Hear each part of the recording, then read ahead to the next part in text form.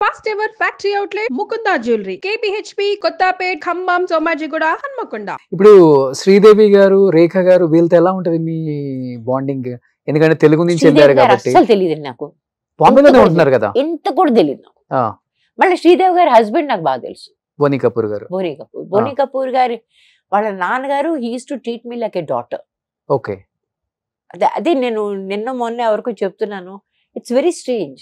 ఈ పంజాబీ వాడు ఉన్నారు చూసారా, వాళ్ళకి కొంతమందికి చాలా చెడ్డ పేర్లు కూడా ఉంటాయి, కానీ all these Punjabi men were so supportive. నా డైరెక్టర్ కూడా లేక్ టర్న్ కూడా పంజాబీ, ఆయన సురేంద్ర కపూర్ అంటే బోని కపూర్ వాళ్ళ ఫాదర్. మా ఆయన కూడా బయట ఎక్కడ కనిపిస్తే ఇంటికి రండి రా, ఇద్దరు కలిసి రండి, మా ఇద్దరం రెండు పెక్కలు వేద్దాం, వీళ్ళిద్దరు మాట్లాడుకుంటారు, ఇంటికి రండి మీరు, అంత ఎఫెక్షనేట్గా. అంతకుముందు బాగా కొత్తలో వెళ్ళినప్పుడు వాళ్ళ ఇంట్లో చాలా వెళ్ళేవాళ్ళం. అప్పుడు శ్రీదేవి గారు ఉన్నప్పుడు లేదు, ఆ తర్వాత వెళ్ళలేదు. ఓకే. ఎందుకంటే దూరం కూడా అయ్యింది, బొంబాయి పరిస్థితులు మారాయి. బోని ఫస్ట్ మ్యారేజ్ కూడా నేను వెళ్ళాను. ఓకే. ఆవిడ నాకు బాగా తెలుసు, మోనా కపూర్. కాకపోతే ఆ తర్వాత శ్రీదేవి గారిని ఎప్పుడు కలుసుకోలేదు, కారణం తెలియదు నాకు. I just saw her once. Okay. అది కూడా ఎప్పుడు మన అదే సురేంద్ర కపూర్ గారి డెత్ అయినప్పుడు, బోని కపూర్ వాళ్ళ ఫాదర్ డెత్ అయినప్పుడు దానికి ఆ ఫంక్షన్కి వెళ్ళాం కదా, వెళ్ళినప్పుడు అప్పుడు ఆవిడ ఉంది అక్కడ. కానీ రేఖ గారు తెలుసు బాగా, she is very affectionate towards me. ఒకసారి ఒక సినిమా ఏదో విషయం మీద ఏదో మాట్లాడాల్సి వచ్చింది, నేను వాళ్ళ ఇంటికి వెళ్ళిపోయాను. ఆ రోజులు వేరు కదా, మనం గబుక్కలు ఒకళ్ళ ఇంటికి వెళ్ళిపోయేవాళ్ళం. ఇప్పుడు ఈ సల్మాన్ ఖాన్ వాళ్ళ ఇంటికి మేము ప్రతి రెండో రోజు వెళ్ళేవాళ్ళం అండి. At that time Salman Khan was not a hero, he was trying to be a hero. ఏదో ఒకటి అద్దం ముందు చూసుకుని ట్రై చేయడాలు, ఆ రకమైన రోజులు జరుగుతున్నాయి. కానీ సల్మాన్ వాళ్ళ ఫాదరు మదర్ ఉన్నారే, అద్భుతమైన మనుషులు. ఇంటికి ఎవరినో వస్తే భోజనం చేయకుండా వెళ్ళడానికి లేదు, అంత అంత ఎఫెక్షను, అంత ఇది. ఇప్పుడు కూడా ఆవిడ నాకు బయట కనిపిస్తే ఆవిడ నన్ను చూసుక, ఏమ్మా అంత మర్చిపోయారా మమ్మల్ని అంటే, మన సొంత మనుషులు మన ఎట్లా నిందిస్తారో ఆ రకంగా చేస్తామే. Very affectionate lady. ఆ అమ్మాయి అతని చెల్లెలు ఉంది అల్మీరా, చెల్లెల అక్కో ఐ థింక్ చెల్లెలు సల్మాన్కి. ఆ అమ్మాయి కూడా అట్లా బిహేవ్ చేస్తుంది. చాలా మంచి కుటుంబం, అద్భుతమైన మనుషులు. అలాగే రేఖ వాళ్ళ ఇంటికి వెళ్ళిపోయాను. వెళ్ళిపోతే ఏం గొడవ ఉండేది కాదు, ఏ వాచ్మెన్ మన ఆపేవాడు కాదు, ఏం గొడవలు ఉండేవి కాదు. లోపలికి వెళ్ళిపోయాను తిన్నగా. ఆమె ఇంట్లో లేదు. ఇంట్లో లేకపోతే పుష్పవల్లి గారు ఉన్నారు, ఆమెను కూడా కలిశాను నేను. పుష్పవల్లి గారు, అవును కదా నువ్వు తెలుగు అమ్మాయి కదమ్మా, నువ్వు ఇంటికి వచ్చేసావు, ఎంత చక్కగా మురిసిపోయావా. అదేంటో చామదుంపల కూర ఏదో ఉండారండి ఆ ఇంట్లో. ఆవిడ ఏదో టిపికల్ మన ఆంధ్ర పులుసు, పులుసు అనమాట అది. దాంతో ఆవిడ అన్నం పెట్టేసింది నాకు. ఆ పెద్ద వయసు మన తల్లి లాంటి వాళ్ళు మనకు అన్నం పెడతంటే మనం కాదని అనగలమా? చచ్చినట్టు ఆ టైం 6:30 అన్నం తినేసి ఇంటికి వెళ్ళాను. ఆ తర్వాత నన్ను ఏ విషయం ఏంటి కలుసుకోవడానికని రేఖ మా ఇంటికి వచ్చింది. వచ్చేసరికి మా క్లాస్మేట్స్ అంతా ఫిల్మ్ ఇన్స్టిట్యూట్ వాళ్ళు కదా, యంగ్స్టర్స్ కదా, వీళ్ళంతా నోరు తెరుచుకుని అలా ఉండిపోయారు అనమాట.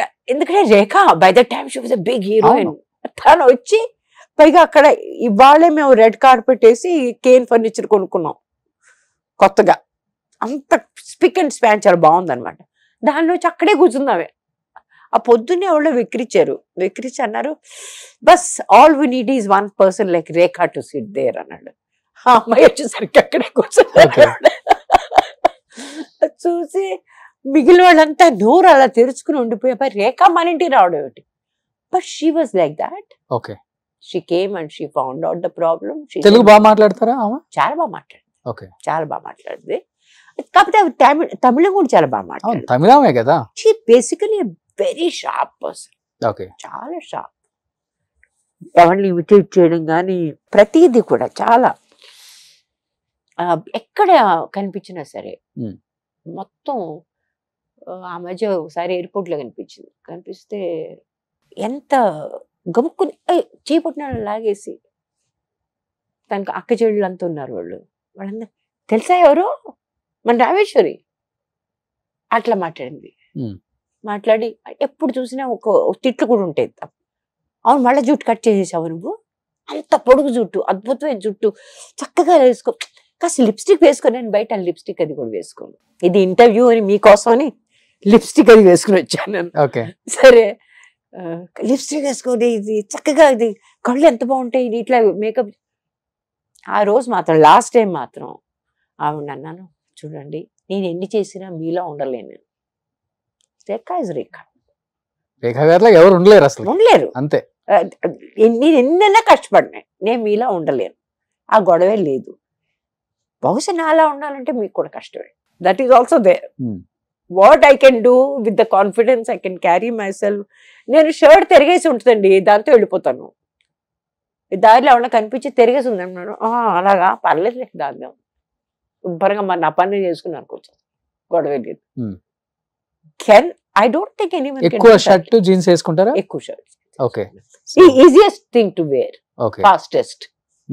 నిజం సెట్ కి వెళ్ళి మేకప్ వేసుకునే వరకు అంతే వెళ్తారు కదా, మన దేవరకు కూడా అంతే వెళ్ళారు సెట్ కి. అలాగే అందరూ అంతే.